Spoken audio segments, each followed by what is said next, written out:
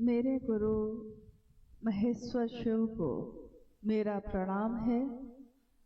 इस कालखंड के प्रथम शिव के शिष्य और हम सबों के परम आदरणीय वरेण्य गुरु भ्राता साहब श्री के चरणों में मेरा प्रणाम है। शक्ति स्वरूपा माँ नीलमानंद जी के चरणों में मेरा प्रणाम है। और सोनभद्र जिले के दुद्धि नामक इस स्थान पे, इस मैदान में, जिसमें मेरे साहब श्री का चरण 2 बार पड़ा है और लोगों ने शिव की तरफ चलने का रास्ता चुना, उनके इस कारवां में शामिल हुए। इस मैदान में उपस्थित आप सभी गुरु भाई और गुरु बहन के चरणों में मेरा प्रणाम है।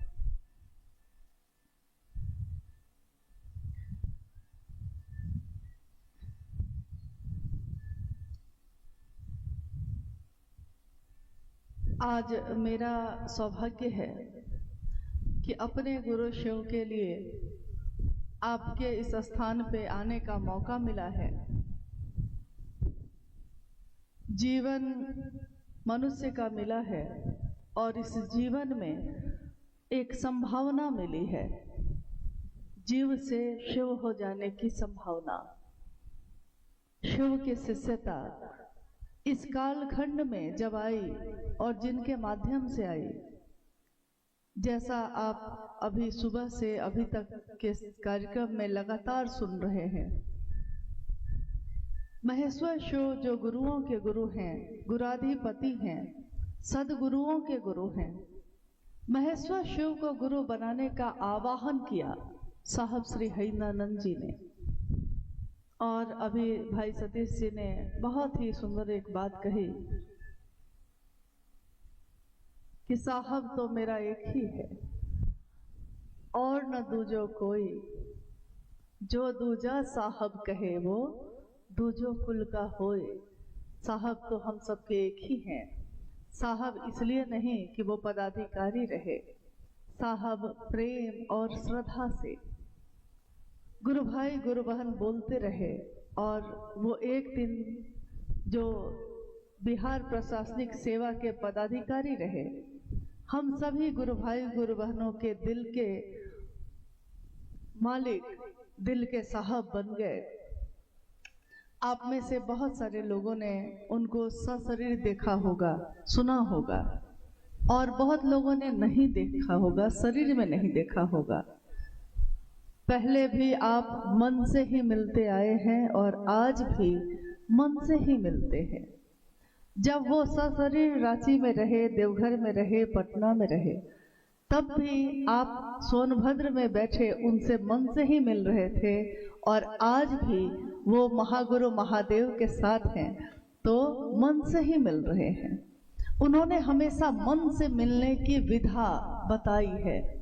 तीनों सूत्र जो शिव को गुरु बनाने के बाद हम और आप करते हैं, इन तीनों सूत्रों का परिणाम एक ही है। शिव मेरे गुरु हो जाए, मेरे अपने हो जाए, मैं उनका अपना हो जाऊं। महेश्वर शिव जिनकी पूजा प्राचीन काल से इस धरती पे होती आई है, सिर्फ भारत देश में ही नहीं, भारत के बाहर अन्य देशों में भी शिव का जो स्वरूप है, ईश्वर का, महेश्वर का, विश्व स्तर पे अगर कोई सर्वमान्य देवता पूजित हैं तो वो मात्र महादेव हैं। और महादेव के अनेक रूप को दुनिया के लोगों ने नाम दिया है। शिव ने खुद को शिव नहीं कहा, दुनिया ने शिव को शिव कहा। शिव ने खुद को अघोरेश्वर नहीं कहा। जो अघोर के रास्ते से गया, अघोर पंथ के रास्ते से गया, उसने अघोरेश्वर का रूप पाया। जिसने कपाल साधना की, शमशान साधना की, उसने महेश्वर शिव के कपालेश्वर स्वरूप का दर्शन किया।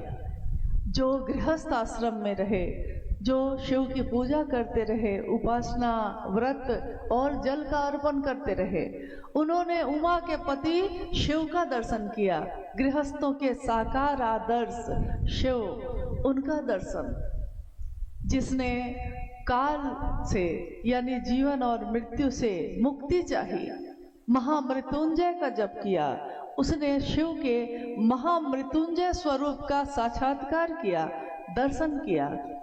जिसने जिस रूप में पुकारा है, महादेव उसी रूप में उसके पास आ गए हैं। यानी हम महादेव क्या होंगे, महादेव ही हमारे आपके जैसे हो जाते हैं। इसीलिए अन्य देवी देवताओं के बारे में है कि पूजा पद्धति चलती आई है, लेकिन सर्वमान्य एक ऐसे देवताओं के देवता, देवों के देव महादेव, जिनकी पूजा प्राचीन समय से हर जगह पे हुई, चाहे वो शहर में हो या गांव में, चाहे वो जंगल पे हो चाहे पहाड़ पे हो। शिव से जुड़ी हुई चीजों की पूजा भी उसी तरह हुई। शिव से जुड़ी चीज जिसके बारे में अभी थोड़ी देर पहले भाई सतीश जी जब अपनी चर्चा कर रहे थे तो उन्होंने एक वाक्य कहा कि शिव के लिंग से, शिवलिंग से अगर सांप लपेट जाता है, लिपट जाता है, तो हम सांप को सांप नहीं कहते, उस समय हम कहते हैं कि महादेव ही आ गए हैं। यानी है वो सांप, है उसमें जहर, चलता वो तिरछा है, डसना उसका स्वभाव है, उस पर विश्वास नहीं किया जा सकता। लेकिन महादेव से लिपट जाता है, महादेव के नजदीक हो जाता है, तो हम उसमें भी महादेव को देखते हैं। बसहा बैल रास्ते पे चलता है, कोई उसके तरफ ध्यान भी नहीं देता, कोई उसके भोजन की चिंता नहीं करता, लेकिन अगर वो शिव मंदिर के प्रांगण में दिख जाए, लोग उसको भी महादेव कह के पुकारते हैं। महादेव की सवारी को भी महादेव ही कहते हैं। यानी शिव से सटा हुआ, शिव से जुड़ा हुआ कोई हो, कोई सत्ता हो, कोई चीज हो, हम उसको महादेव कह के ही पुकारते हैं, महादेव का ही दर्शन करते हैं उसमें। आज इस कालखंड में शिव के गुरु स्वरूप की व्याप्ति हुई। हमारे आपके जैसे सामान्य से अति सामान्य लोगों ने शिव को अपना गुरु माना। हमारे आपके बीच बैठे कोई लोग ऐसे नहीं हैं जो अरबपति हों, बहुत बड़े सम्राट हों, कुछ भी ऐसा नहीं। कोई योग्यता नहीं, कोई सामर्थ्य नहीं, कोई पात्रता नहीं, लेकिन महादेव ने जिस दिन हमने शिव को कहा कि शिव मेरे गुरु हैं, मैं उनका शिष्य हूँ, महादेव ने हम सबको समान रूप से स्वीकार किया है। एक ऐसी जगह है जहाँ विद्वान से विद्वान आदमी भी शिव का शिष्य हो सकता है, और जिसने कभी भी अक्षर का ज्ञान नहीं लिया, अनपढ़ से अनपढ़ व्यक्ति भी शिव का शिष्य हो सकता है। मात्र इसका कारण एक ही है कि शिव की शिष्यता दिल की चीज है, भाव की चीज है, और बाकी शैक्षणिक चीजें दिमाग की चीज हैं। अपनों में दिल का काम होता है और दुनिया चलाने के लिए दिमाग का प्रयोग किया जाता है। साहब हरिंद्रानंद जी के बारे में आपने सुना होगा। शिव के शिष्य साहब हरिंद्रानंद जी, उनकी सहधर्मनी माँ नीलमानंद साहब हरिंद्रानंद जी, जिन्होंने शिव शिष्यता का बिगुल बजाया है, फूका है इस धरती पे। उस समय के बिहार राज्य के सिवान नामक जिला में अमलोरी गांव है, वहां उनका जन्म हुआ 31 अक्टूबर 1948 को। दिन था दीपावली का। तुरंत भारत देश आजाद हुआ था। सन 1947 में देश आजाद हुआ और उसके अगले वर्ष एक बालक का जन्म हुआ अमलोरी गांव में। बालक का नाम उनके पिता और माँ ने हरिंद्रानंद रखा। बचपन से ही उनकी जो प्रवृत्ति थी, और बच्चे कबड्डी खेलते, गुल्ली डंडा खेलते, और साहब हरिंद्रानंद जी आंखें मूंद कर बैठ जाते और अपने साथ के बच्चों से कहते कि देखो, मैं अभी सोने का जहाज मंगाऊंगा, आंख बंद करके सब बैठो। सब बैठकर ये विश्वास करते कि हाँ, ये जो मेरा मित्र है अभी तंत्र और मंत्र से सोना का जहाज मंगा लेगा। इस तरह की बाल सुलभ चीजें, लेकिन जिसमें गहरा रहस्य छुपा था, इस तरह की क्रियाएं, इस तरह के खेल बचपन से ही उनके द्वारा शुरू थे। 12 वर्ष की आयु में उनके जीवन में एक घटना हुई। घटना ये हुई कि उनके घर में एक व्यक्ति आए। लोगों ने बताया कि ये शिक्षक हैं। साहब हैदरानंद जी के पिताजी उस समय शिक्षा विभाग के डायरेक्टर के रूप में बिहार राज्य में पदस्थापित थे, और स्वाभाविक है कि जिसके घर में पढ़ाई का माहौल होगा वो चाहेगा कि उसका बच्चा भी पढ़ लिख कर बड़ा आदमी बने।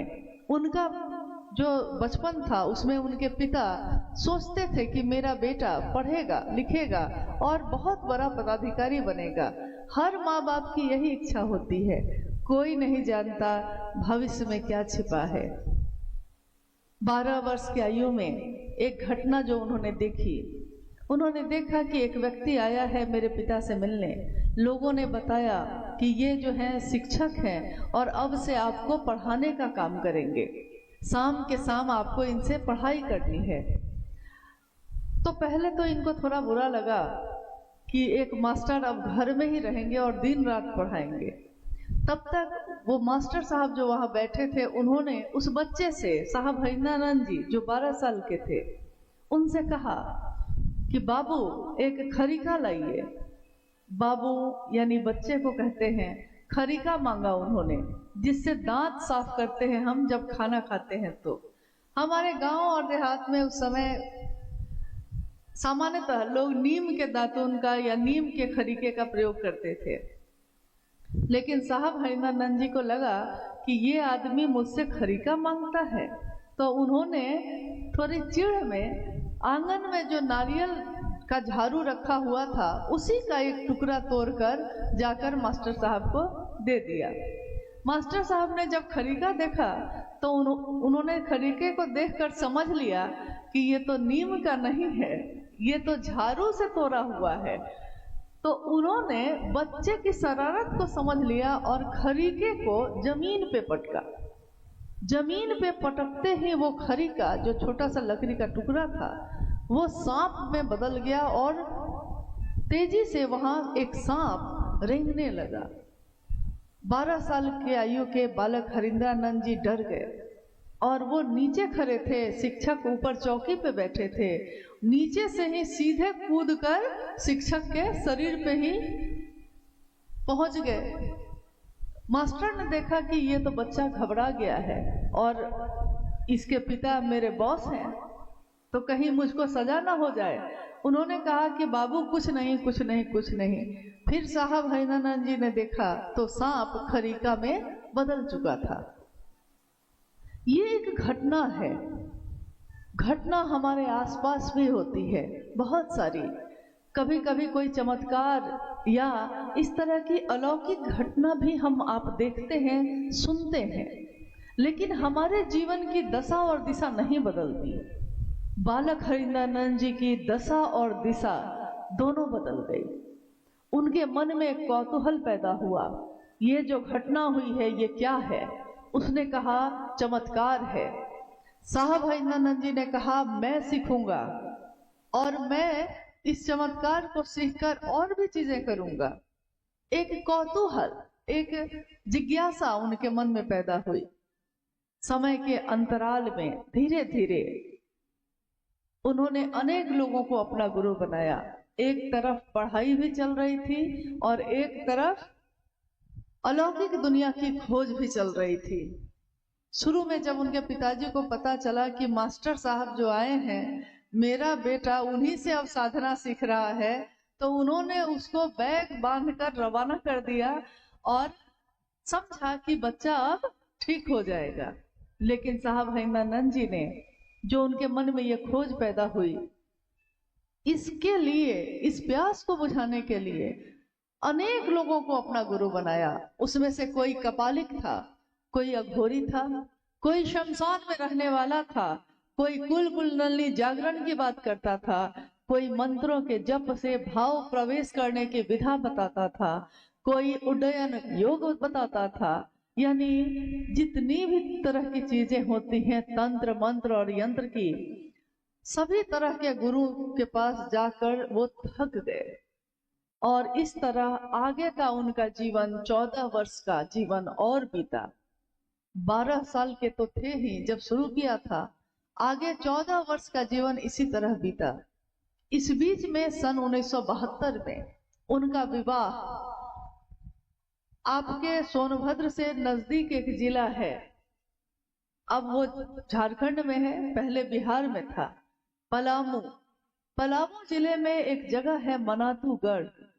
आज भी जो लोग जाते हैं पलामू, वो महुआर जगदीश्वरजीत सिंह को जानते हैं, जिनकी पुत्री नीलम आनंद, जिनका पूरा नाम राजमणि नीलम आनंद है, उनका विवाह साहब हरिंद्रानंद जी से तय हुआ और 22 मई 1972 को साहब हरिंद्रानंद जी दीदी नीलम आनंद परिणय सूत्र में बंध गए। उस समय साहब हरिंद्रानंद जी लॉ कॉलेज पटना में यानी कानून की पढ़ाई कर रहे थे, उसका 3रा वर्ष उनका चल रहा था। कानून की पढ़ाई कर रहे थे तो स्वभावतः संयोग भी ऐसा ही था कि कानून की पढ़ाई कर रहे हैं तो कॉलेज में रहेंगे। माँ नीलम आनंद कभी ससुराल कभी मायका रह रही हैं, आ रही हैं, जा रही हैं, और इस बीच में उनकी पढ़ाई भी चल रही है। आपने गौर किया है कि नहीं किया है पता नहीं, लेकिन एक अद्भुत बात है इनके जीवन में। आज तक के इतिहास से लेकर अभी तक का जीवन देख लीजिए, अगर कोई अध्यात्म के रास्ते पे बढ़ गया है तो उसने अपने लौकिक जीवन का त्याग कर दिया है, गृहस्थ आश्रम छोड़ दिया, अपने पत्नी अपने बच्चों को छोड़ दिया, ईश्वर की खोज के लिए अकेले चल पड़ा। और अगर कोई लौकिक जीवन में है यानी गृहस्थ जीवन से जुड़ा हुआ ज्यादा है उसका मन, तो फिर वो अध्यात्म के रास्ते पे नहीं चल सका। लेकिन साहब हरिंद्रानंद जी, शिव के शिष्य साहब हरिंद्रानंद जी का जीवन लौकिक और पारलौकिक जीवन का अद्भुत संतुलन, अद्भुत मेल है। एक ऐसा मेल जिसमें लौकिक जीवन को भी, उसके में भी चरमोत्कर्ष पे है, वो लौकिक जीवन को भी जी रहे हैं। लॉ करते करते 1974 में जब वो आरा, उस समय बक्सर और आरा एक ही था, आरा भोजपुर, आरा का एक शमशान भूमि है गांगी शमशान, तो दिन में वो पटना में लॉ की पढ़ाई करते थे और शाम की ट्रेन पकड़कर आरा आते, रात में शमशान साधना करते, सुबह की ट्रेन पकड़कर फिर पटना और दिन में कानून की पढ़ाई। इस तरह उनका जीवन उस समय का बीत रहा था। उसी बीच चारों तरफ से निराश और हताश उनके मन ने एक घटना जो उनके जीवन में घटी, उनके मन में घटी। घटना ये हुई कि आधी रात का समय था, शमशान की भूमि में बैठे शमशान साधना करते हरिंद्रानंद जी के मन में एक विचार ने प्रवेश किया। विचार, हमारे आपके मन में भी बहुत तरह के विचार आते हैं, अगर हम उस विचार पे ठहर जाते हैं तो काम कर लेते हैं, और अगर विचार आया लेकिन टूट गया तो फिर उस पे हम कोई काम नहीं कर सकते। विचार आता है कि घर बनाएंगे, अगर खड़े रह गए तो घर बन जाता है। विचार आया, किसी ने कहा कहाँ से बनाएंगे, तो विचार टूट गया। उसी तरह उस दिन उनके मन में एक विचार आया, उन्होंने अपने जीवन को देखा, सोचा मन में, मैंने क्या पाया, इतने लोगों को अपना गुरु बनाया, कुछ भी नहीं पाया, जीवन की प्यास नहीं बुझी, आखिर अब क्या करूं, किसके पास जाऊं। जब सारे सहारे छूट जाते हैं तो कहते हैं तिनके का सहारा भी सहारा होता है। कोई अगर पानी में डूब रहा हो, नदी में डूब रहा हो, कोई बचाने वाला ना हो और एक तिनका भी दिखता है तो उसको लगता है कि सहारा है, और यहाँ तिनके का सहारा भी नहीं था। उनके मन ने उस समय यही सोचा कि मैंने अपने घर में गुरु की वंदना सुनी है हमेशा अपने पिता से। उनके पिता काफी विद्वान आदमी थे, हिंदी, उर्दू, संस्कृत, अंग्रेजी, सब पे एक समान विद्वान। और हर तरह के शास्त्रों के ज्ञाता भी थे। तो अक्सर वो अपने घर में ये बात कहते कि गुरु की जो वंदना होती है उसमें हमारे शास्त्रों में ये सबसे सुंदर वंदना है, गुरुर ब्रह्मा गुरुर विष्णु गुरुर देवो महेश्वर गुरु साक्षात पर ब्रह्म तस्मै श्री गुरुवे नमः। गुरु में ब्रह्मानी शक्ति होती है, गुरु में वैष्णवी शक्ति होती है और गुरु में रुद्रानी शक्ति होती है। इन तीनों शक्तियों को धारित करने वाले को गुरु कहते हैं। साहब हरिनानंद जी ने उसकी अगली पंक्ति को सोचा। अगली पंक्ति ये थी कि गुरु ब्रह्मानी शक्ति तो होती है, वैष्णवी भी होती है, रुद्रानी भी होती है, लेकिन वो साक्षात पर ब्रह्म स्वरूप भी होते हैं, साक्षात ईश्वर का रूप होते हैं। साहब हरिनानंद जी ने सोचा कि जब गुरु भगवान होते हैं, वो भगवान ही गुरु क्यों नहीं है। और भगवान मतलब शिव, भगवान मतलब देवों के देव महादेव, तो उन्होंने तत्क्षण महादेव को अपना गुरु बना लिया। ये घटना है नवंबर महीने की सन 1974 में जो घटित हुई। उन्होंने अपनी सहधर्मिणी माँ नीलम आनंद जी को पत्र लिखा और उसमें लिखा कि नीलम, मैंने शिव को अपना गुरु बना लिया है, तुम भी बना लो। माँ नीलम आनंद जी को जब ये पत्र मिला, उनके मन को एक ठहराव, एक सुकून, एक शांति का एहसास हुआ। उन्होंने सोचा कि आखिर मेरे पति को कहीं ठौर तो मिला, कहीं एक जगह आकर वो रुक तो गए। यहाँ गुरु शरीर में नहीं है। देखिए, अभी हम लोग के लिए इस प्रश्न पे, इस बात पे बात करना कितना जरूरी है कि जब कोई शरीर में ना हो तो मन से कैसे मिला जाता है। महादेव कण कण में है, लेकिन क्या कण कण में जो महादेव हैं उनको हम इन आंखों से देख सकते हैं? अगर हम देखना भी चाहें तो नहीं देख सकते। अगर वो शरीर में ना आए, अगर वो हमारी ज्ञानेंद्रियों के करीब ना आए, तो ना तो हम उनको सुन सकते हैं, ना तो उनको देख सकते हैं, ना उनको जान सकते हैं। और ये घटना जो हुई, इसमें शिव की ऊर्जा का संचरण, गुरु की ऊर्जा का संचरण एक मानव के तन में हुआ। एक इंसान, एक मनुष्य, कहते हैं कि वही जो अंश है मनुष्य में, अगर जीव में आता है तो जीवात्मा कहते हैं, और जब परम सत्ता में होता है तो परमात्मा कहते हैं। परमात्मा का वही संचरण, वही अंश उस दिन साहब हरिनानंद जी के मन में प्रवेश करता है और तत्क्षण वो शिव को अपना गुरु बनाते हैं।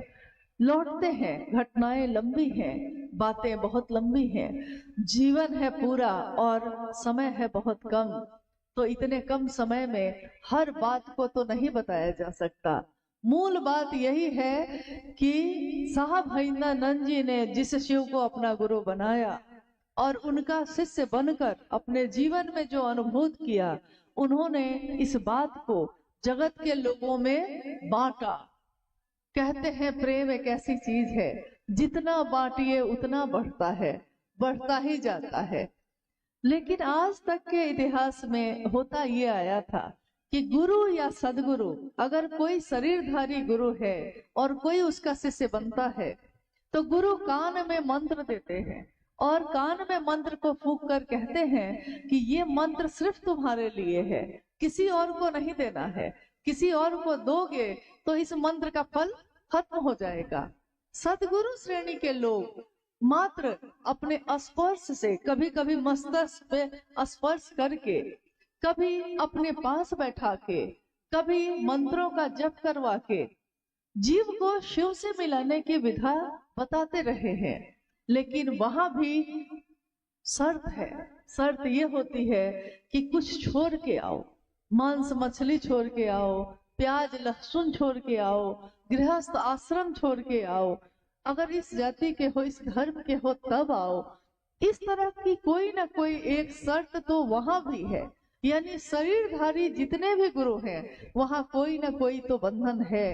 लेकिन जैसे ही हम बात करते हैं गुरुओं के गुरु, सदगुरुओं के गुरु महेश्वर शिव की, जगत गुरु शिव की, शास्त्र में भी उल्लेखित है कि आदि गुरु है शिव, यानी जगत के गुरु तो है ही वो, लेकिन आदि गुरु का अर्थ होता है आदि, यानी प्रारंभ, जहां से शुरुआत हुई है, जहां से ये चीजें शुरू ही हुई है, पहला आदि गुरु। तो आदि गुरु कोई होगा तो उसका कोई शिष्य भी होगा।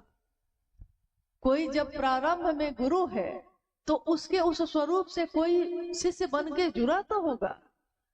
तंत्र साहित्य ये कहता है कि माँ भवानी प्रथम शिव के शिष्या हैं, स्वयं शिव उनके पति भी हैं, लेकिन शिव गुरु के रूप में जब गुरु की कुर्सी पे बैठे हैं, माँ भवानी उनकी प्रथम शिष्या हैं। और इस तरह से आपने कभी कभी सुना होगा, कभी माँ दुर्गा की पूजा होती है, शक्तियों की पूजा होती है, तो हम उसमें आरती गाते हैं या श्लोक गाते हैं।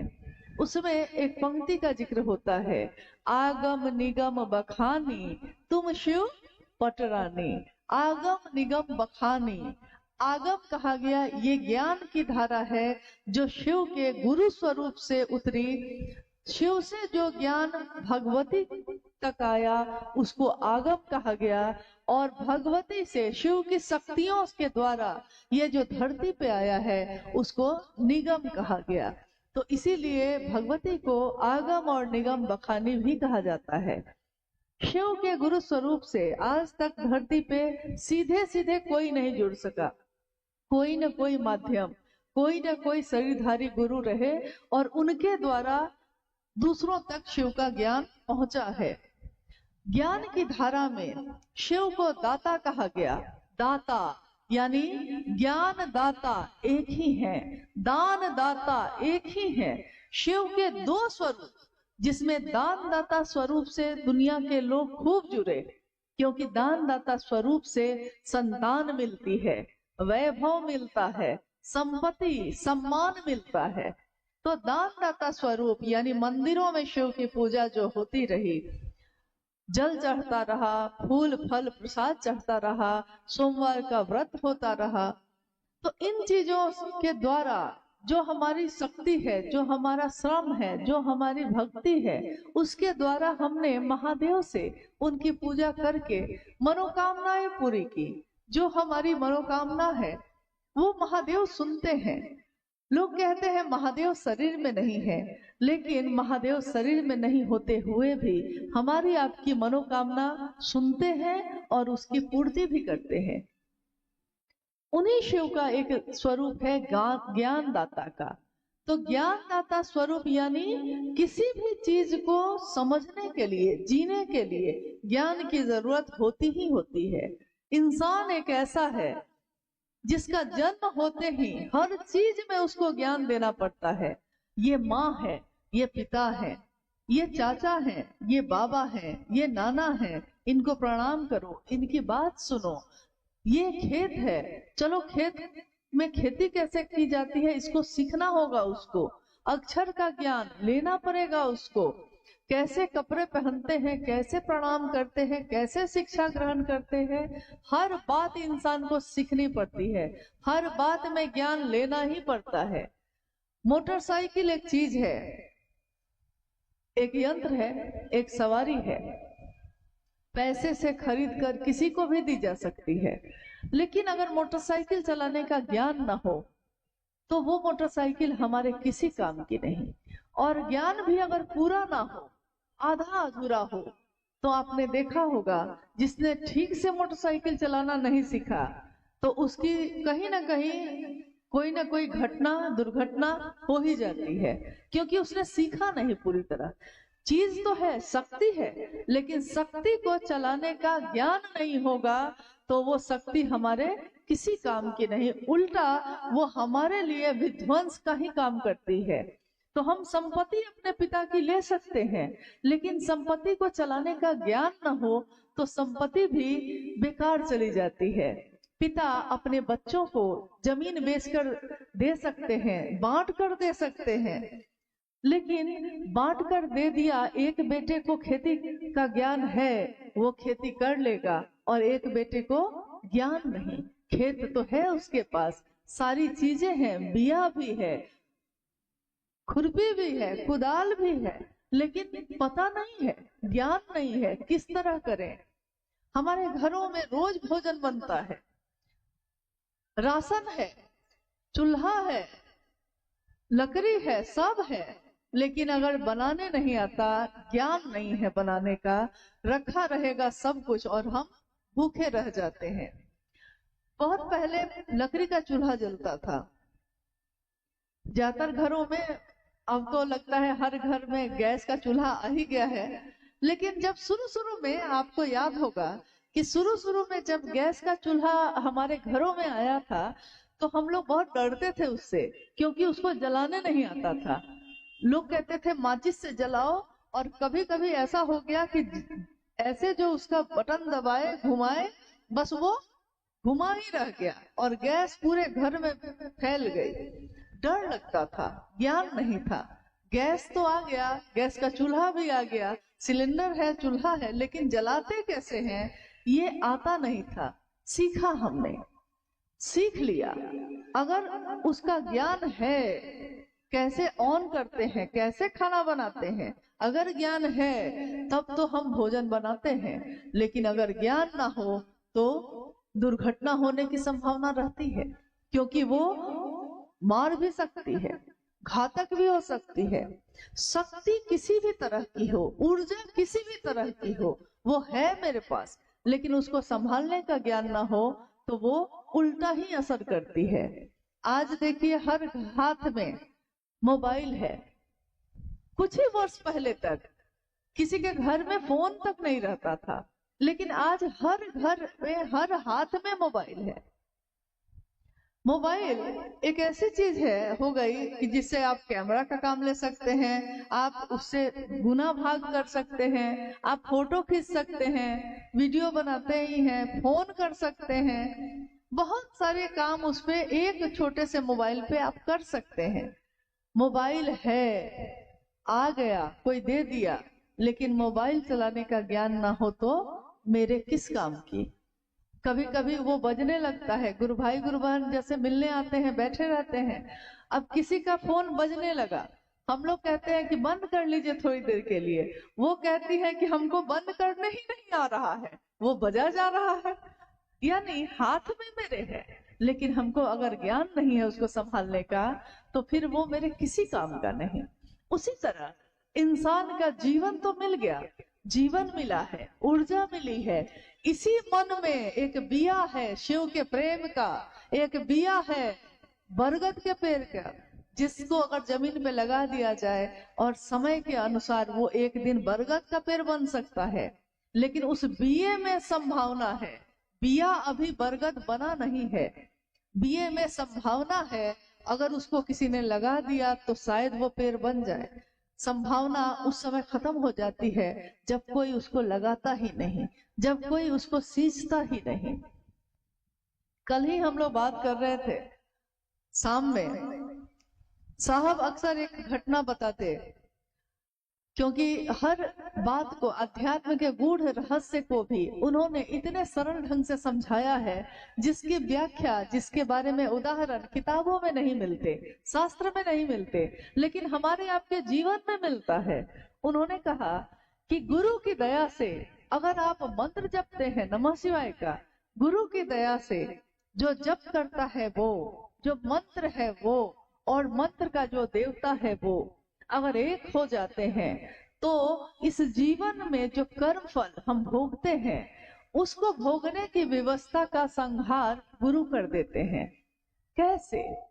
उन्होंने बड़े सरल तरीके से एक उदाहरण दिया। कहा कि एक व्यक्ति अपने घर में आता है और घर में वो मकई के दानों की पोटली लेकर आता है।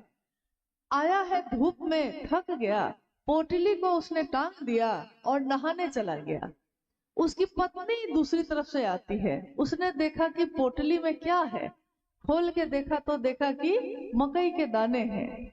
उसने समझा कि शायद भूजा बनाने के लिए लाए हैं। आग जलाई, कढ़ाई चलाया, कढ़ाई में मकई का दाना को रखा और उसको भूंज दिया। तब तक उसका पति बाहर आया। उसने कहा कि ये क्या किया, ये क्या किया? पत्नी ने कहा कि मुझको लगा आप भूजा बनाने के लिए लाए हैं। पति ने कहा कि अरे मैं तो खेतों में लगाने के लिए लाया था, मकई का दाना खेत में लगाता, तुम ये क्या कर दी? साहब ने पूछा कि बोलो अब वो मकई का दाना है या खत्म हो गया? तो हम लोगों ने कहा कि नहीं, मकई का दाना तो है, भून दिया गया है लेकिन दाना तो है। साहब ने कहा इसी तरह हमारा जो कर्मफल है, जिसके कारण हम सुख या दुख भोगते हैं, गुरु अपनी दया से उसका संहार करते हैं। इसी तरह दग्ध कर देते हैं कि जैसे कर्मफल तो रहेगा लेकिन भोगना नहीं पड़ेगा। जैसे वो दाना तो है लेकिन अब उसमें पौधा नहीं हो सकेगा। उसी तरह 3 सूत्र का निरूपण उनके द्वारा हुआ है। हम सब तीनों सूत्रों का निर्वहन करते हैं। तीनों सूत्रों में जब शिव को गुरु बनाते हैं हम, तो 3 सूत्रों की बात आती है। तीनों सूत्रों में पहला सूत्र है मन ही मन अपने गुरु शिव से दया की याचना करना। मन ही मन, क्यों मन ही मन? क्यों बोलकर नहीं? क्यों माइक लगा के नहीं? क्यों आवाज देकर नहीं? क्यों साहब ने कहा मन ही मन? इसका एक विज्ञान है। मन, इसकी गति इतनी तेज है, इतनी तेज है कि शरीर से कहीं आने या जाने में समय लगता है, लेकिन मन से जाने में आपने सोचा और वहां पहुंचे। वैसे ही साहब ने कहा किसी से ने सोचा, आपने सोचा कि यहाँ दुधी में हम बैठे हैं, अभी अभी मैंने सोचा कि रांची जाना है, मेरा मन रांची पहुंच गया, लेकिन हमको पहुंचने में 8-9 घंटा लग जाएगा। शरीर को पहुंचने में 9 घंटा लगेगा, मन को पहुंचने में तो सोचा और पहुंचे। ठीक वैसे ही उसी मन में सोचा कि अमेरिका जाएंगे, सोचा और पहुंचे। विधि वही है, तरीका वही है, सोचा और पहुंचे, अमेरिका पहुंच गए। शरीर से जाने में बहुत कर्मकांड है, पासपोर्ट, वीजा, समय, शरीर से जाने में बहुत समय है, लेकिन मन से जाने में एक क्षण भी नहीं लगता। सोचा और आप पहुंचे। मेरा बच्चा, आपका बच्चा कहीं बाहर रह के पढ़ता है, सोचा और उसके पास मन पहुंचा। ठीक उसी विधि से सोचा और महादेव के पास मन पहुंचा, क्योंकि मन ही कोई रिश्ता बनाता है। कोई अपना बनाएगा तो मन ही बनाएगा, दुश्मन भी मन ही बनाता है, दोस्त भी मन ही बनाता है, पति भी मन ही मानता है, पत्नी भी मन ही होती है। माँ के प्रति भाव अगर मन में ना हो तो हम उसके प्रति संवेदनशील नहीं होते, हम उसकी परवाह नहीं करते। पिता वृद्ध हो जाए, उनको सेवा की जरूरत है, लेकिन अगर पुत्र का भाव सो गया, उसके मन से पुत्र का भाव हट गया, तो मन से भाव हटता है लेकिन दिखता उसके परवाह में है, क्योंकि अब वो पिता की बात नहीं सुन रहा, तो लक्षण में तो दिख जाते हैं। तो पहला सूत्र दया मांगना, इसको उन्होंने कहा मन ही मन अपने गुरु शिव से ये कहिए कि हे शिव, आप मेरे गुरु हैं, मैं आपका शिष्य हूँ, मुझे शिष्य पर दया कर दीजिए। आप अगर पति हैं तो सामने पत्नी का भाव है, आप अगर भाई हैं तो सामने बहन का भाव है, आप अगर दोस्त हैं तो सामने दोस्त का भाव है, अगर आप दुश्मन हैं किसी के तो सामने दुश्मन का भाव है। यानी एक भाव की पूर्ति के लिए सामने दूसरा भाव जब आता है तो दोनों का एक रिश्ता बनता है, और रिश्ते को हम आपस में नहीं मिलाते, इतना हमको आता है, हम लोग सबको आता है। एक ही समय में पत्नी बुलाती है, सुन रहे हैं, उसी समय में बेटी बुलाती है, पिताजी सुन रहे हैं, उसी समय में पिताजी बुला रहे हैं, बेटा सुन रहे हो। एक ही समय में 3 तरह के भाव सत्ता आपको बुलाते हैं, पत्नी, पिता, बेटी। तीन सत्ता है, 3 संबंध है, एक ही समय में बुलाई आपको, लेकिन उस एक ही समय में आप तीनों को 3 तरह के भाव से उत्तर देते हैं। आप बेटी को पिता के भाव से उत्तर देते हैं, पिता को पुत्र के भाव से उत्तर देते हैं, पत्नी को पति के भाव से उत्तर देते हैं। ठीक वैसे ही जब हम पहले सूत्र में ये कहते हैं कि शिव मेरे गुरु हैं, मैं उनका शिष्य हूँ, हे शिव आप मेरे गुरु हैं, मैं आपका शिष्य हूँ, मुझे शिष्य पर दया कर दीजिए, तो यहाँ क्या है, सामने गुरु है और इधर शिष्य है। गुरु और शिष्य में जिस तरह हम और रिश्तों में एक दूसरे से रिश्ता नहीं मिला देते, कोई मिलावट नहीं करते, हम उस रिश्ते के प्रति ईमानदार होते हैं, वैसे ही गुरु और शिष्य परंपरा में भी, गुरु और शिष्य के रिश्ते में भी कोई मिलावट नहीं हो सकती। ईमानदारी, एक निष्ठता, इसमें एक ही चीज मांगी गई है, एक निष्ठता, अस्थाई शिष्य भाव, यानी एक ऐसा रिश्ता जो बदलेगा नहीं। जमाने के बदले हैं रंग हजार, लेकिन आपके रंग नहीं बदले महादेव। जब दुनिया के रंग बदलते हैं, दुनिया के मौसम बदलते हैं, दुनिया का सत्य बदलता है, दुनिया की सुंदरता बदलती है, लेकिन ना तो महादेव का सत्य बदलता है, ना तो महादेव की सुंदरता बदलती है। इसीलिए शिव को कहा गया शिवम सत्यम, सत्य कहा गया, सत्यम शिवम सुंदरम। सत्य कौन है तो शिव है। शिव यानी जो समस्त शक्तियों का निधि अगम है, जो ज्ञान का निधि अगम है, वो कौन है, शिव है। कौन है जिसकी सुंदरता का क्षय नहीं होता, जिसकी सुंदरता कभी नहीं बदलती, हमेशा एक जैसी रहती है, वो शिव है।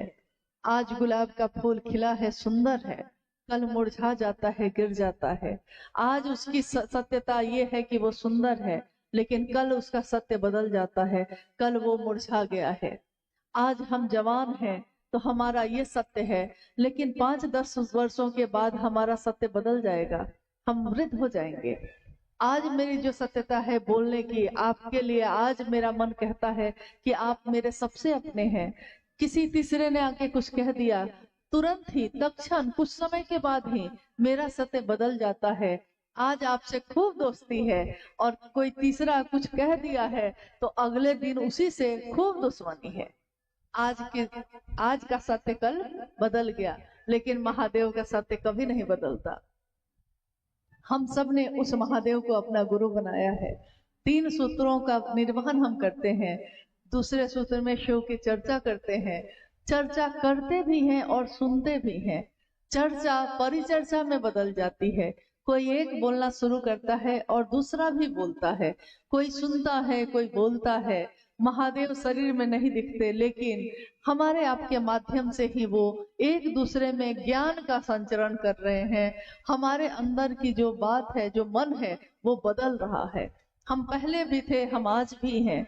पहले हम अपने लिए रोते थे, पहले हम अपने घर के कोने में छुप के रोते थे, और आज हमारे पास रोने का भी समय नहीं, क्योंकि महादेव के भाव से मन भरा हुआ है। तो जब महादेव मन में हो तो दुनिया के दुख, दुनिया की परेशानी असर नहीं डालती। अगर महादेव मन में भारी हैं तो बाकी रिश्ते हल्के हो जाते हैं। महादेव तो मेरे साथ है ना, सबने साथ छोड़ दिया, कोई बात नहीं, महादेव तो मेरा है ना। मेरा महादेव अगर मेरा है, अगर राजा ही अपना है तो उसका पूरा राज्य भी अपना होता है। लेकिन अगर राजा ही ना हुआ, वो महादेव ही मेरा ना हुआ, तो दुनिया का क्या है, वो तो कभी अपनी होती है, कभी पराई होती है। लेकिन शिव की चर्चा, साहब ने हमेशा कहा, शिव की चर्चा चाहे एक व्यक्ति दूसरे व्यक्ति से करे, चाहे समूह में करे, लाखों की भीड़ में करे, लेकिन शिव की चर्चा करने वाले का उद्देश्य एक ही होता है, इहलौकिक मनसा एक ही होती है कि वो स्वयं भी शिव का शिष्य बने, और जिससे वो बात कर रहा है वो भी शिव का शिष्य बने। स्वयं और समूह दोनों को शिव भाव से जो भर दे, शिव की चर्चा वही होती है। अगर किसी की बात सुनकर हम 2 कदम महादेव की तरफ बढ़ा देते हैं तो शिव चर्चा की सार्थकता है। लेकिन अगर मजमा जमा हो गया, भीड़ तो हो गई, लेकिन मेरे मन में महादेव नहीं भरे, मेरे दिल में महादेव नहीं धर के, तो उस शिव चर्चा का कोई परिणाम नहीं है। शिव की चर्चा शिव के लिए करना, ये संदेश है साहब हरिनानंद जी का। शिव को प्रणाम शिव के लिए करना, निस्वार्थ मन से करना, ये तीनों सूत्रों का परिणाम तब भी है जब स्वार्थ के साथ करते हैं, कामना के साथ करते हैं। लेकिन इन तीनों सूत्रों का परिणाम बिना स्वार्थ के करने से भी कृतज्ञता ज्ञापित करने की ये विधि है। मेरे गुरु महादेव हैं, गुरु दक्षिणा देने का ये तरीका है। महादेव को ना आपके कपड़े चाहिए, ना आपका पैसा चाहिए, ना आपका फल फूल चाहिए, ना आपकी संपत्ति चाहिए। महादेव को तो भाव चाहिए, और हम भाव ही नहीं देते, बाकी सब चीज तो दे देते हैं। सारे आयोजन हो और भाव ही ना हो। भाव बहुत सूक्ष्म चीज है। जब हम आप इतना पकड़ते हैं तो महादेव तो सूक्ष्माति सूक्ष्म है, वो कितना पकड़ता होगा।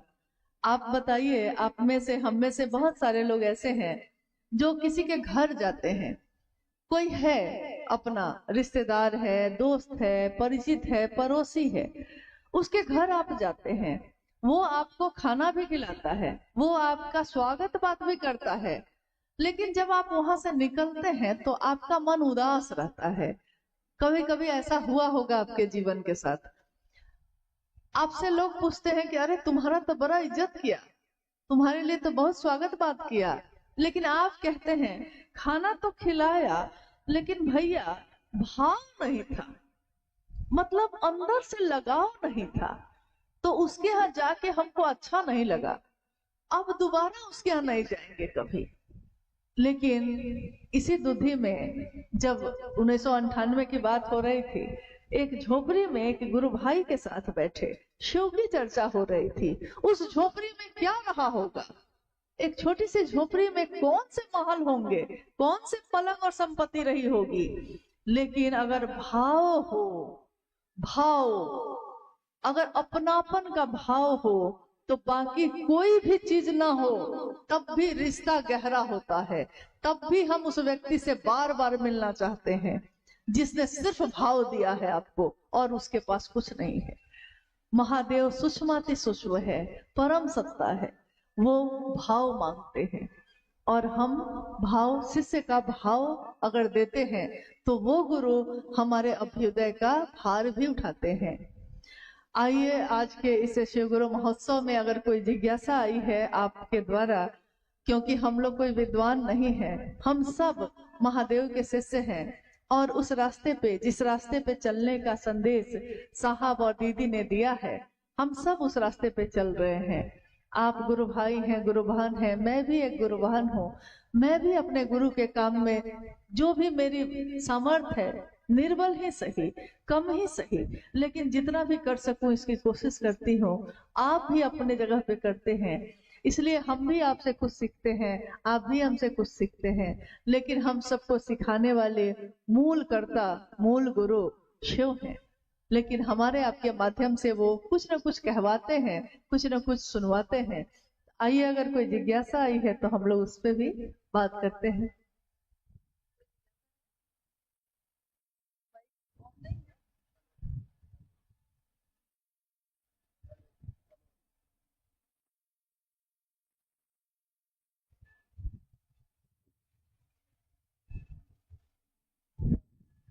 दे दीजिए, हम पढ़ लेते हैं, आएगा तो दे देंगे।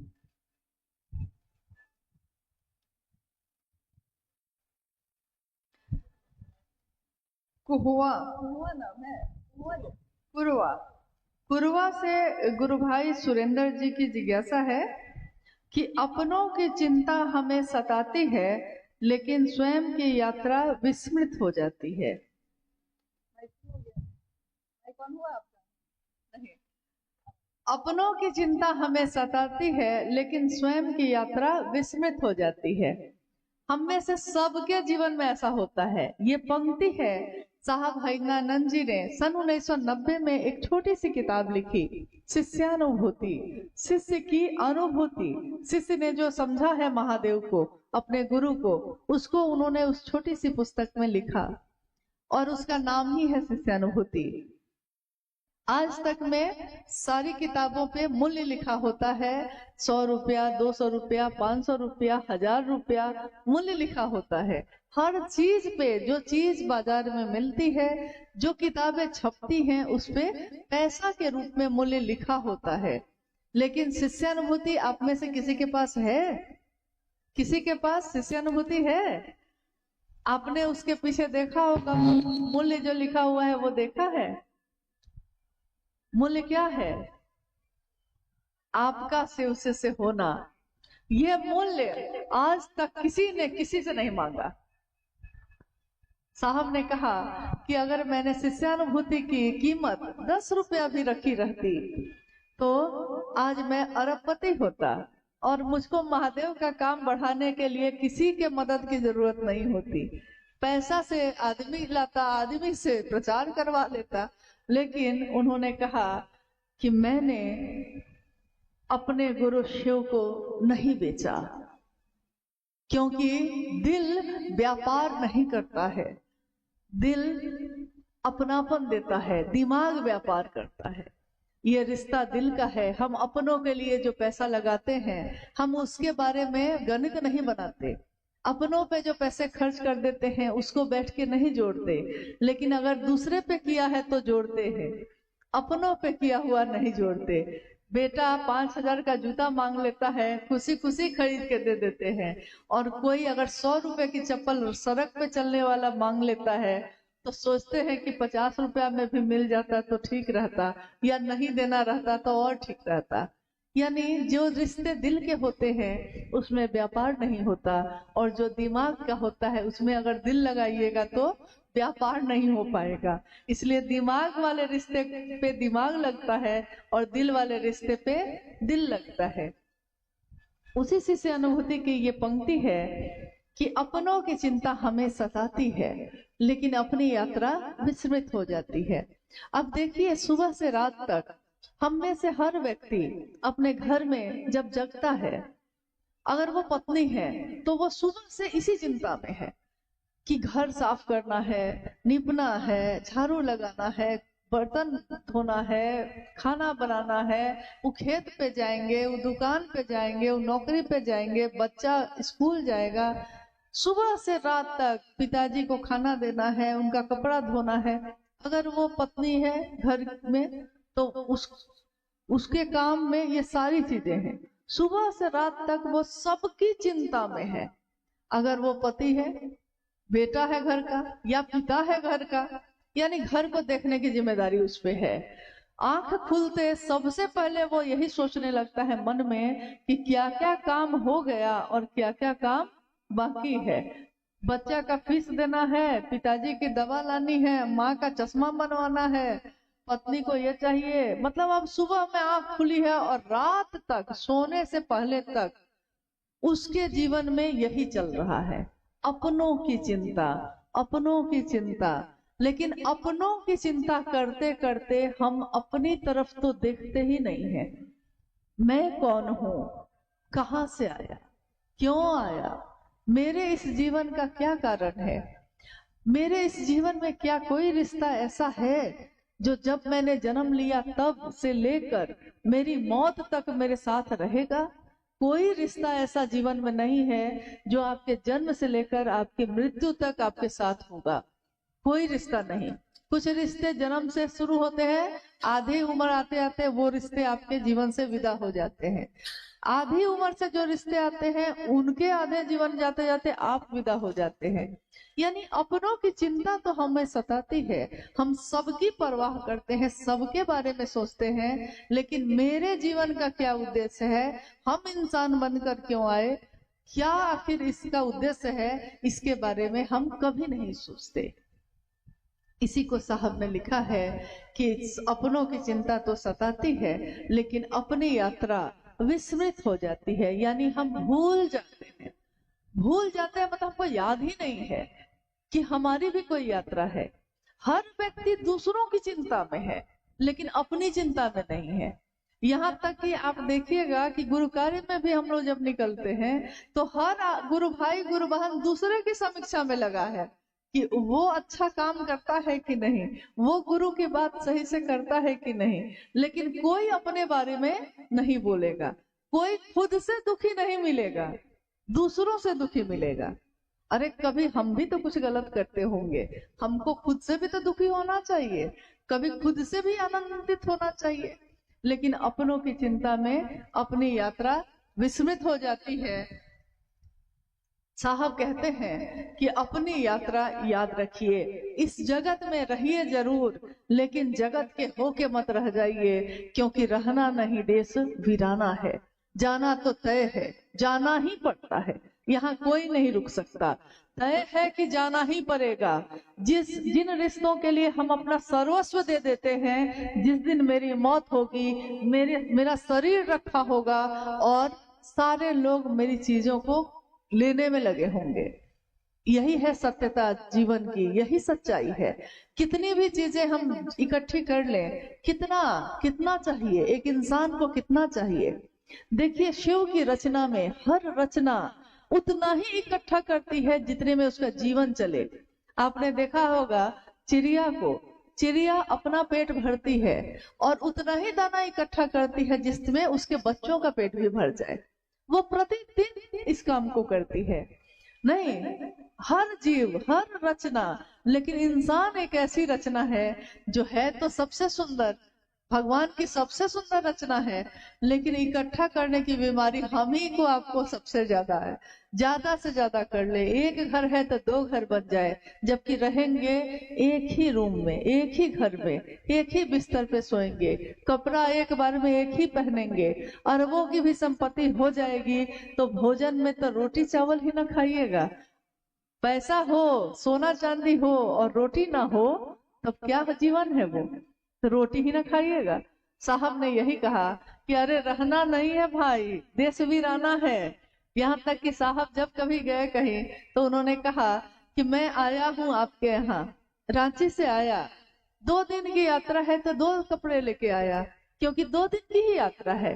मेरे पास घर में कपड़े बहुत हैं, लेकिन मैं सारे कपड़े उठा के नहीं लाया, मैं अपना टीवी नहीं लाया, मैं अपनी अलमारी नहीं लाया, मैं अपना बैंक का खाता नहीं लाया।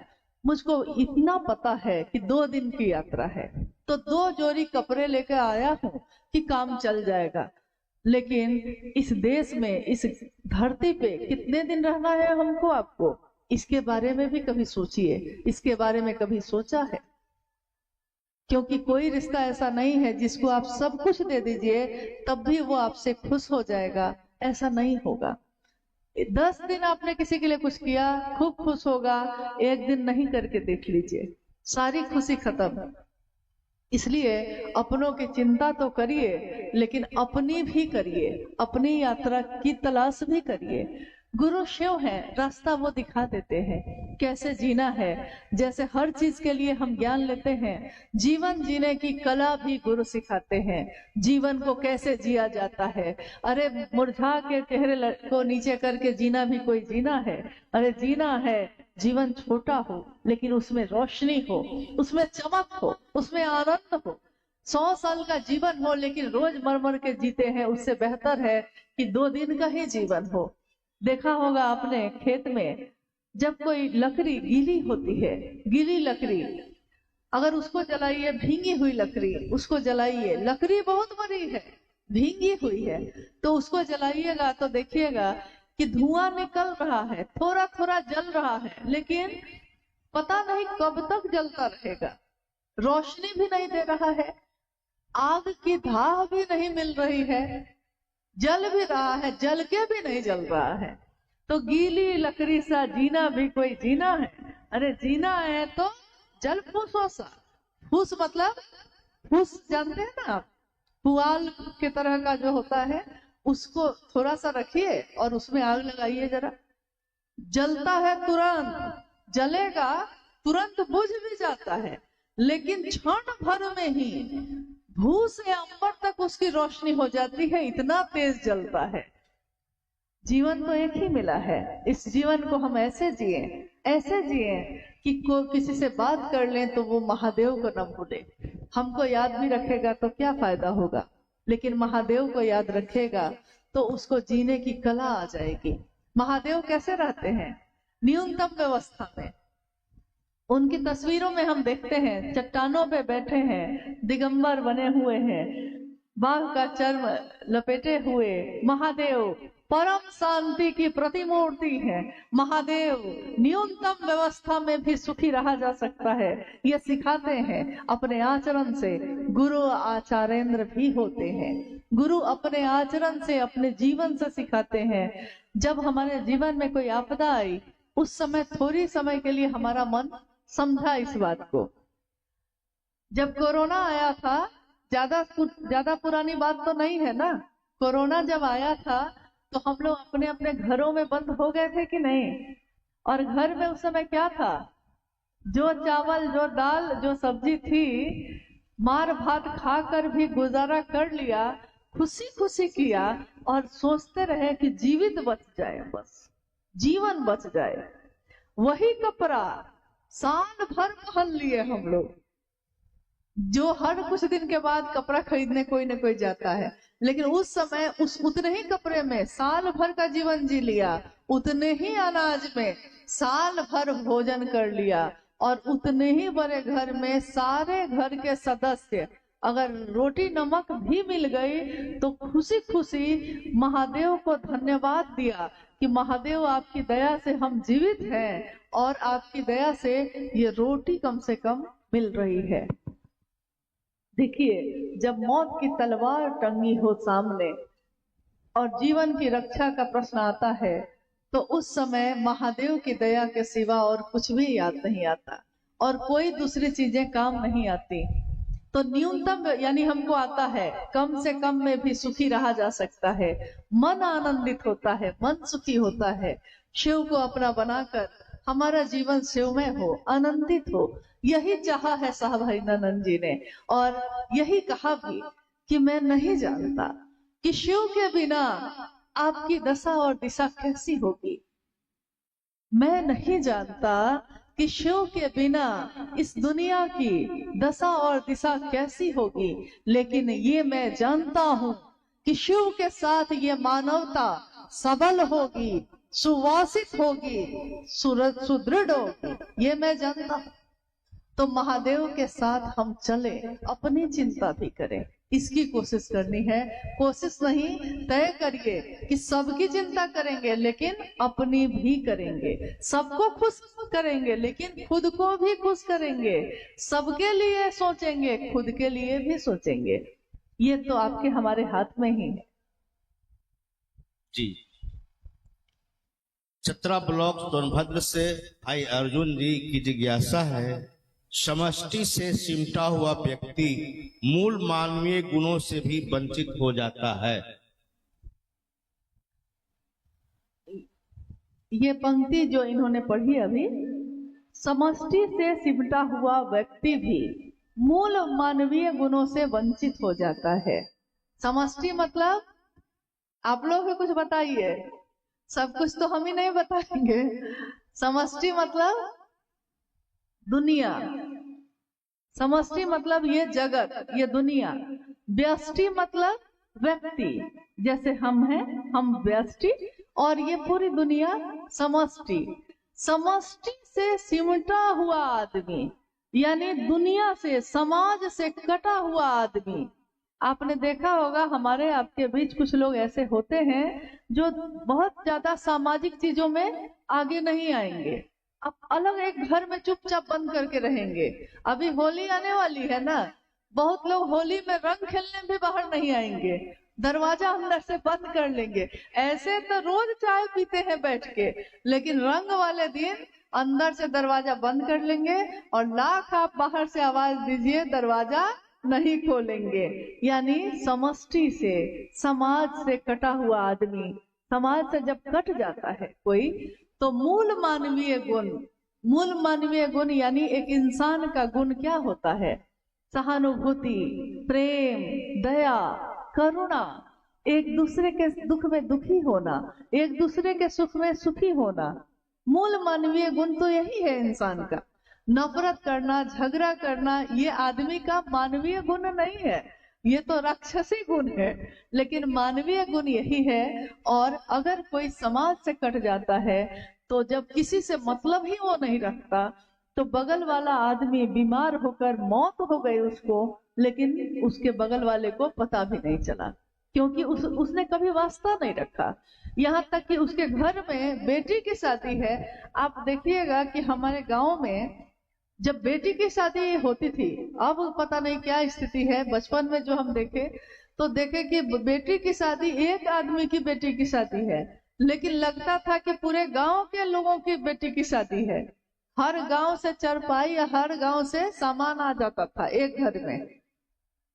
अभी कुछ ऐसा हो गया है, इतना समाज से कट के जीने लगे हैं हम लोग कि बेटी की शादी है, लेकिन इतना ना हम कट गए हैं कि कोई पूछने भी नहीं आता है कि आपको कोई मदद की जरूरत है भी कि नहीं। समष्टि से जब हम कट जाते हैं तो मूल मानवीय गुणों से भी वंचित हो जाते हैं। यानी अब किसी के लिए हम दुखी नहीं होते, हम किसी की मदद नहीं करना चाहते। मेरे पास 5 कपड़े हैं, लेकिन सामने वाला अगर नंगे बदन है, ठंडे में बैठा हुआ है, ठंड में, लेकिन हम उसको एक भी कपड़ा देने को तैयार नहीं है। मूल मानवीय गुण तो ये होता है कि किसी को देखा है तो सोचा नहीं है, दिल ज्यादा भारी हो गया, दिमाग हल्का हो गया, तो जो चादर ओढ़ी थी वो उतारा है और सामने वाले को ओढ़ा दिया। कोई भूखा है तो अपना खाना उठाया और उसको दे दिया। मूल मानवीय गुण तो ये होता है। लेकिन जब समष्टि से, समाज से हम कट जाते हैं, दुनिया से कट जाते हैं, तो हमारा ये मूल मानवीय गुण भी खत्म हो जाता है। देखिए, शिव की शिष्यता, शिव की चर्चा करने के लिए, शिव की शिष्यता के विस्तार के लिए हमको तो जमाने में जाना होगा, समाज में जाना होगा। जब एक व्यक्ति दूसरे व्यक्ति से मिलता है तब तो शिव की बात होती है, तब तो शिव शिष्यता का जुड़ाव होता है। और आपको लगता होगा, आपने महसूस किया होगा कि जितना हम किसी से बात करते हैं, जितना हम उसको महादेव के लिए बताते हैं, अभी आपको बता रहे हैं और मेरा मन आनंद से भर रहा है, खुशी से भर रहा है, शिव भाव से भर रहा है। यानी दूसरे को बताते बताते खुद भी पहुंच जाते हैं, दूसरे को समझाते समझाते खुद भी समझ जाते हैं। कोशिश ये करनी है कि समाज से कटिए मत।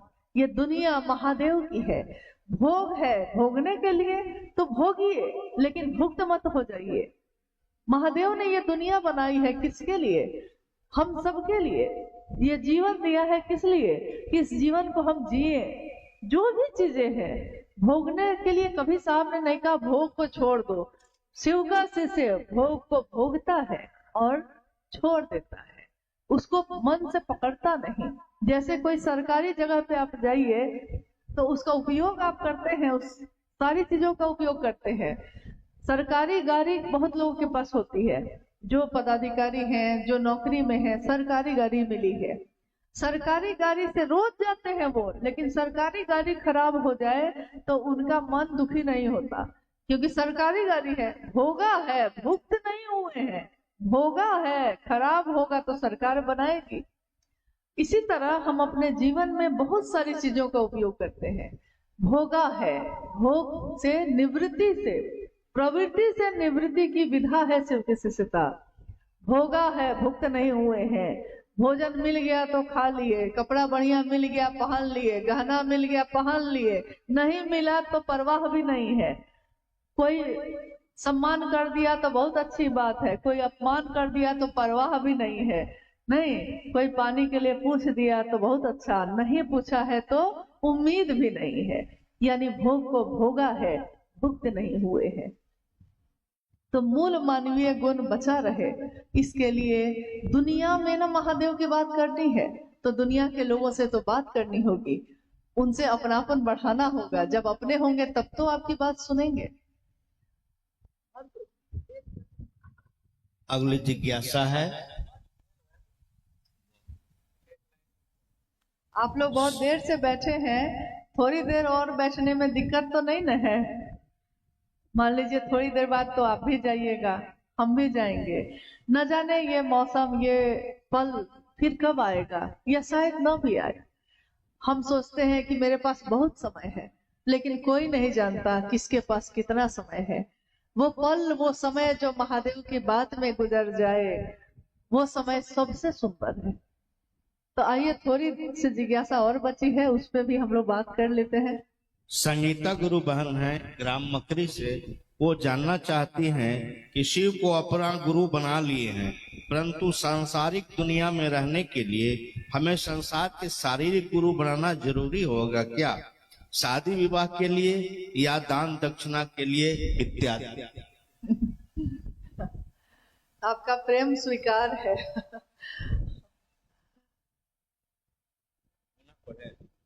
फिर से वो बीच में संगीता गुरु बहन, ये हम सुन लिए कि हाँ, अगर महादेव को गुरु बना लिया है तो क्या शरीरधारी गुरु बनाना चाहिए, यही ना? हाँ, दान दक्षिणा देना शादी विवाह के लिए या दान दक्षिणा के लिए अच्छा, इत्यादि। ठीक है। देखिए, दान दक्षिणा देना है तो दान दक्षिणा देने के लिए पात्र की कमी नहीं है। बहुत लोग हैं जो गरीब हैं, जिनको जरूरत है। बहुत ऐसे हैं जो अपनी बेटी की शादी नहीं कर पा रहे हैं। यानी दान अगर आप देना चाहते हैं तो दान देने की कमी नहीं है, आप दे सकते हैं। जो पात्र है उसको दे दीजिए। दक्षिणा यानी हम लोग दक्षिणा में क्या देते हैं? या तो कपड़ा देते हैं, या कुछ पैसा देते हैं, या फिर चावल दाल और उस पे आलू और हल्दी रख के दे देते हैं, यही ना दक्षिणा देते हैं। तो भाई, आखिर सबका अपना अपना जीवन है। पंडित जी को इतना चीज देने में तो आपका कुछ नहीं घटेगा, दे दिया कीजिए भाई। नहीं तो वो कहेंगे जो शिव का शिष्य होता है वो दान दक्षिणा देना भी छोड़ देता है। अब रही बात गुरु की, तो जब गुरुओं के गुरु, सदगुरुओं के गुरु महेश्वर शिव को ही अपना गुरु बना लिया है, जो सबसे बड़े सर्वोच्च शिखर पे बैठे हैं उन्हीं को अपना गुरु बना लिया है, तो अब तो सारे गुरु उन्हीं के अधीन हैं। तो अलग से कोई गुरु बनाने की जरूरत आपको नहीं है।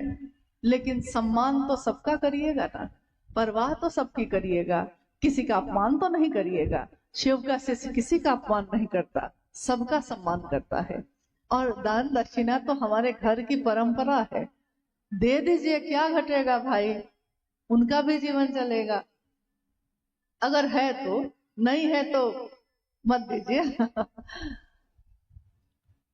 अगली जिज्ञासा है, शिव की चर्चा और यज्ञ में होने वाला प्रवचन में क्या अंतर है? शिव की चर्चा और यज्ञ या हवन जो होता है उसमें क्या अंतर है? प्राचीन समय में जब यह दुनिया बनी थी, कोई कर्मकांड नहीं था, न तो ये यज्ञ थे, न तो ये हवन था, न तो कोई पूजा पद्धति थी। इंसान जो रहता था जंगल में, पहाड़ों में, उसने ईश्वर को महसूस किया, समझा कि कोई है जो मुझको चलाता है, कोई है जो ये मौसम बदलता है, कोई है जो बारिश कराता है, कोई है जो तूफान लाता है, और कोई है जो इन सभी चीजों से हमारी रक्षा करता है। तो उसके समझ में जो आया, उसने उस समय कभी पेड़ की पूजा की। आपने देखा होगा हमारे घर द्वार में अभी भी प्रकृति की पूजा होती है। हम पीपल के पेड़ की पूजा करते हैं, हम बरगद की पूजा करते हैं, नहीं, तुलसी की पूजा करते हैं, यानी पेड़ पौधों की पूजा हम करते हैं। जल की पूजा करते हैं, नदी को माँ कहते हैं, क्योंकि नदी बचेगी तभी तो हमारा जीवन चलेगा, प्यास बुझेगी। नदी को, भारत एक ऐसा देश है जिसमें नदी को माँ कहा जाता है। और अग्नि की पूजा होती है, हवा और आकाश की पूजा होती है, मिट्टी की पूजा होती है, हर चीज की पूजा प्रकृति की होती है। अब बताइए, एक प्रकृति की पूजा करने में कौन सा यज्ञ, कौन सा हवन? कुछ भी नहीं। यहाँ तो दिल से आपने जो दिया है वही स्वीकार हो गया। तो प्राचीन समय में ऐसा ही था। लेकिन जब वेद आए, 4 वेद हैं हमारे भारत में, वेदों में फिर कर्म कांड आया और हवन और यज्ञ भी आया। हवन और यज्ञ भी हमारे आपके जीवन को ऊर्ध्वमुखी करते हैं, ऐसा नहीं कि नहीं करते, लेकिन कुछ दूरी तक ही करते हैं। गीत, भजन, श्लोक, मंत्रों का जप, ये भी हमारे जीवन को परिमार्जित करता है, लेकिन कुछ दूरी तक ही करता है। पूरी तरह उस शिव से एकमेक होने की जो विधा है उसमें जिसकी बात आप लगातार करते हैं, जिसके बारे में हमारा मन मनन करता है, लगातार मेरे मन में जो चलता है पल प्रतिपल, वो मेरे मन में अस्थाई होता है। जितनी देर हवन में बैठे हैं उतनी देर तो ईश्वर पे ध्यान चला गया, लेकिन जब उठे, हवन से उठे, बस ध्यान भी उठ गया। तो ये गलत नहीं है, एक दूरी तक ये सही है, लेकिन शिव की चर्चा इससे बिल्कुल ही अलग बात है। शिव की चर्चा पूजा पद्धति का ही हाईटेक रूप कहा गया है। वो भी पूजा, ये भी शिव की पूजा है जो अभी घटित हो रही है, जिसमें हम सब बैठे हैं। पूजा में क्या होता है? पूजा में उस ईश्वर का ध्यान करते हैं हम, जिसकी पूजा करने हम बैठे हैं। अभी हम लोग किसके ध्यान में हैं? हम सारे लोग किसके ध्यान में हैं? क्या ध्यान में नहीं है? इतना ध्यान में है कि बोल भी नहीं रहे हैं। किसके ध्यान में है हम? महादेव के। किसकी बात करते हैं हम? महादेव की। किसकी बात सोचते हैं हम? महादेव की। तो हमारा मन भी सुनता है महादेव, बोलता है महादेव, कहता है महादेव, सब कुछ महादेव ही तो है। कहते हैं अध्यात्म का आकाश और क्षिति शिव है, साधुता की पराकाष्ठा है शिव। अगर कोई साधु है तो उसकी पराकाष्ठा है शिव, और हम सब तो उन्हीं की बात करते हैं।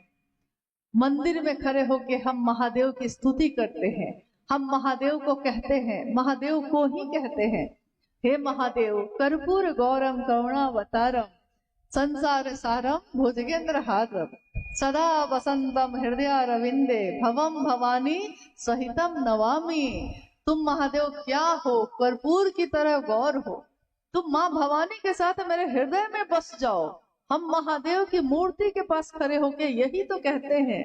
और आज हम क्या कर रहे हैं? हम इस पूरी दुनिया में घूम घूम के वही बात तो कह रहे हैं, महादेव मेरे हो जाए, महादेव का मैं हो जाऊं। आप भी वही काम कर रहे हैं। ये पूजा तो आज तक हुई ही नहीं जिसमें भाव ही भाव है, कर्म कांड कुछ भी नहीं, लेकिन भाव की कमी भी नहीं है। और महादेव तो भाव सत्ता है, वहां भाव ग्रहण होते हैं। हमारे जल दूध या धतूरा ग्रहण नहीं होता। जिस भाव से आपने चढ़ाया है, ग्रहण वहां सिर्फ भाव होता है। और यहाँ शिव की चर्चा में भी शिष्य का भाव ही ग्रहण कर रहे हैं महादेव। तो शिव चर्चा शिव की पूजा ही है, हाईटेक रूप है उसका। जिस तरह हाथ के पंखे से हम आज कूलर और एसी पे चले आए, हाथ का पंखा भी तो हवा ही देता है, पेडेस्टल फैन या छत पे लगा हुआ पंखा भी तो हवा ही देता है, और कूलर लग गया तो वो भी हवा ही देता है, एसी लग गया वो भी हवा ही देता है। लेकिन हाथ के पंखे में ठंडक थोड़ी कम थी, मेहनत ज्यादा थी नहीं, और एसी में ठंडक ज्यादा है और मेहनत जरा भी नहीं है। भले उसमें पैसा आपको लग गया है, लेकिन स्थिति के अनुसार, परिस्थिति के अनुसार जीवन में हमने हाईटेक पद्धति अपनाई है। जीवन को जीने के लिए हर चीज में अपनाई है। पहले भोजन हम लकड़ी पे बनाते थे, आज गैस के चूल्हा पे बनाते हैं। बहुत जगह पे लोगों ने तो बिजली से चलने वाला चूल्हा भी अब लगा लिया है।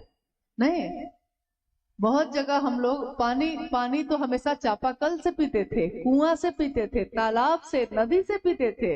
अब पानी का बोतल भी खरीद के पी लेते हैं। हाईटेक पद्धति हर चीज में अपनाई हमने, हर चीज में उन्नति की है। लेकिन पूजा पाठ के क्षेत्र में हमने हमेशा सोचा कि कहीं गलत ना हो जाए। कहीं डर लगता था कि कुछ गलत हो गया पूजा में तो पता नहीं कोई सजा हो जाएगी, पाप हो जाएगा। लेकिन साहब ने ये बताया, ये समझाया कि जो अपना होता है वो अपनों से नहीं डरता। बाघ का बच्चा बाघ से नहीं डरता। महादेव की संतान महादेव से डरती नहीं है, महादेव को प्यार करती है, डरती थोड़े ही है। एक बच्चा अपने पिता से डरता नहीं है।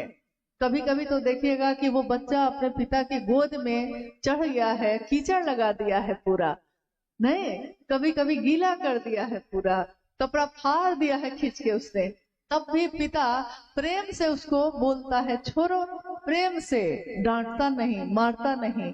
एक माँ को वो रातों में सोते हुए जगाता ही रहता है। कहाँ माँ उसको डांटती है, उल्टा उसको गोद में लेकर घुमाती रहती है। तो जो अपना होता है वो इसकी परवाह नहीं करता कि कर्म कांड क्या है। कर्म कांड नहीं, यहाँ तो दिल से दिल के मिलने की बात है। महादेव मेरे हैं तो मेरे मुझको जो आता है अपनों के लिए हम लोग अपना जो आता है उसी के द्वारा करते हैं।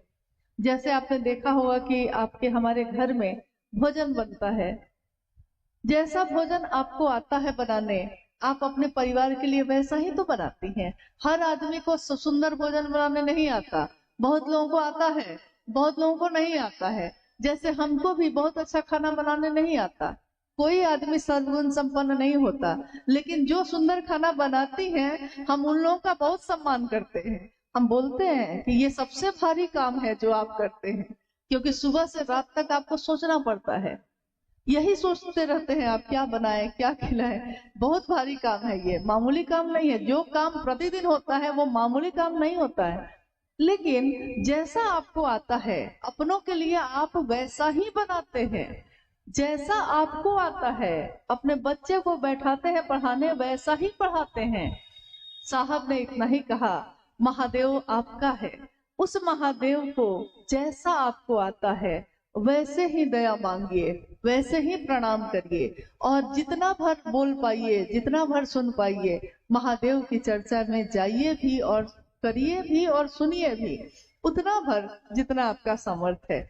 यही आपकी अपनी निधि है। अपनों के लिए जो आपको जैसा आता है आप वैसा ही करते हैं। महादेव से डरने की जरूरत नहीं, वो तो भोला भी है और एकमात्र एक ऐसी सत्ता है जिसको पूरी दुनिया ने बाबा कह के पुकारा है। बाबा से अपना कौन होता है, वही बाबा गुरु भी है। तो उनको जैसा आपको आता है वैसा ही भाव अर्पित करने की कोशिश करिए, वैसे ही काम करने की कोशिश करिए। रविंदर भाई मोहली से जानना चाहते हैं कि अपने गुरु के प्रति कृतज्ञता व्यक्त करने के लिए क्या तीनों सूत्र सहायक हैं? अपने गुरु के प्रति कृतज्ञता व्यक्त करने के लिए क्या तीनों सूत्र सहायक हैं? कृतज्ञता मतलब एहसान मानना। एहसान, कोई हम पे एहसान कर दिया तो हम उसके प्रति कृतज्ञ हो जाते हैं, मन झुक जाता है। हम कहते हैं कि अरे जब कोई साथ नहीं दिया तो आप मेरा साथ दिए, जब कोई मदद नहीं किया भैया आप ही मेरी मदद किए। कहते हैं ना हम लोग कभी कभी, कोई दुख हो गया, कोई पीड़ा हो गई, कोई बीमार हो गया, बहुत लोग फोन उठाना बंद कर दिए, कोई मेरा फोन नहीं उठा रहा है कि कहीं हमसे मांग न ले कुछ, और उस समय कोई ऐसा व्यक्ति आके आपकी मदद कर देता है जिससे आपको उम्मीद भी नहीं थी, तो जीवन भर आप उसके उस एहसान को जो एक दिन उसने किया है आप पे, जीवन भर उसके बारे में आप इसी तरह बात करते हैं। फिर हो सकता है वो आदमी नहीं मिला हो आपको, लेकिन जीवन में कहीं भी कहीं इसी से बात होगी तो आप कहिएगा नहीं नहीं, साधु से दुनिया खाली नहीं है। देखिए ना, जब कोई अपना परिवार मेरा साथ नहीं दिया, कोई साथ नहीं दिया, कोई मदद नहीं किया, तो अमुक आदमी मेरी मदद किए, हम हमेशा उनके एहसान के तले रहेंगे। देखिए, एक दिन किसी ने एहसान किया तो जीवन भर ढोते हैं हम, जीवन भर। और महादेव ने तो दया ही दया की है। महादेव की दया से ये दुनिया मिली, ये आंखें हैं जो देखती हैं, ये कान है जो सुनते हैं। महादेव की बात हमको करने का सौभाग्य मिला, अच्छों को नहीं मिला, हम सबको मिला है। ये तो महादेव की असीम दया का परिणाम है। तो ये तीनों सूत्र सहायक हैं। जब हम तीनों सूत्र करते हैं निस्वार्थ भाव से, तो ये कृतज्ञता उतारने की विधि है। यानी उस महादेव ने दया की, हमारा मन कृतज्ञ है, झुका हुआ है, लेकिन हम उस महादेव को क्या दे सकते हैं? कुछ भी नहीं है मेरे पास। हम कुछ भी देंगे, चांद को दिया दिखाते हैं, सूरज को रोशनी दिखाते हैं, उस महादेव को हम क्या दे सकेंगे? मेरे पास क्या है, आपके पास क्या है? लेकिन उस महादेव को कुछ भी न दे सके, भाव तो दे सकते हैं, उनसे दया तो मांग सकते हैं, उनकी बात तो दुनिया में घूम घूम के कर सकते हैं। कहते हैं साहब कि इतना महादेव महादेव करो कि एक दिन महादेव ही ढूंढे कि कौन मेरा ऐसा दीवाना है जो इतना महादेव महादेव करता है। तुम महादेव को जानते हो, ये कोई बड़ी बात नहीं। दुनिया महादेव को जानती है, इसमें क्या विशेष बात है। वो महादेव तुमको जान ले, इतना महादेव का काम करो, इतना महादेव की बात। लोगों को 2 कदम चलाओ उधर। हमारे झुकने से अगर कोई चल सकता है महादेव के तरफ तो झुकिए। ये आपने महादेव के लिए किया है। और तीनों सूत्रों का निर्वहन निस्वार्थ भाव से करना शिव के को दक्षिणा देने के बराबर है। ये कृतज्ञता दक्षिणा ही है, गुरु दक्षिणा ही है जो हम शिव को दे सकते हैं। ये दिखाई नहीं देता, शिव भी तो दिखाई नहीं देता। जब भी सूक्ष्म चीज होती है, मन की चीज होती है, वो कहाँ दिखाई देती है। यहाँ तक कि शरीर में बाहर से देखिए सब आंख नाक कान मुंह सब दिखता है। शरीर के अंदर अल्ट्रासाउंड सीटी स्कैन कराइए सब दिखता है, लेकिन मन कहाँ है ये कहीं नहीं दिखता है। मन कहाँ है?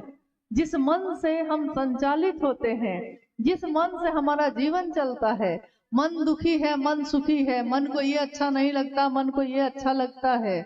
जिस मन ने हमको इतना पकड़ के रखा है वो मन दिखाई नहीं देता। पूरे शरीर में कहाँ है? भाव दिखाई नहीं देते। एक माँ अपने बच्चे को प्यार करती है, प्यार करती है, उसकी परवाह में दिखता है कि प्यार करती है, लेकिन प्यार एक भावना है, एक भाव है। ये भाव कहाँ दिखाई देता है? ये तो सूक्ष्म है, महसूस किया जाता है। तो महादेव से प्रेम करना, महादेव के लिए कृतज्ञ होना, ये भी सूक्ष्म है, भाव है। ये महसूस किया जाता है कि मेरे गुरु शिव ने मुझ पे दया ही दया की है। सिर्फ एहसास है, ये रूह से महसूस करो। प्यार को प्यार ही रहने दो, कोई नाम न दो। महादेव से प्यार करना और महादेव का प्रिय बन जाना, इससे बड़ी उपलब्धि इस जीवन में किसी मनुष्य की, किसी जीवात्मा की नहीं हो सकती। कोशिश यही करनी है कि हम इतना भर भी अगर महादेव की बात कर सकें तो कम से कम समझेंगे कि इस जीवन में आना सार्थक हुआ। इस जीवन में आए हैं, जाएंगे, फिर आएंगे, फिर जाएंगे। महादेव के लोग तो आते रहेंगे और जाते रहेंगे। दुनिया को शिव भाव से आप्लावित करते रहेंगे, भरते रहेंगे। मेरा आप सभी से यही निवेदन है, यही अनुरोध है कि साहब हरिनानंद जी ने और माँ नीलमानंद जी ने अपने गुरु शिव की स्थापना हर दिल में हो, इसके लिए अपने जीवन की आहुति दी है, अपने पल प्रतिपल को न्यौछावर किया है। और हम अगर एहसान मानते हैं उनका, तो हमारा कर्तव्य है ये कि हम सब भी निस्वार्थ भाव से अपने गुरु शिव की स्थापना सबके दिल में करें। खुद की स्थापना की खोज ठीक नहीं है, इससे कुछ हासिल नहीं होगा। कोई चाहेगा कि लोग मुझको चाहें, मुझको जाने, इससे क्या मिल जाएगा?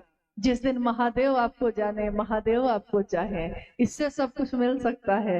लेकिन दुनिया के लोग जान भी जाएंगे तो क्या जानेंगे?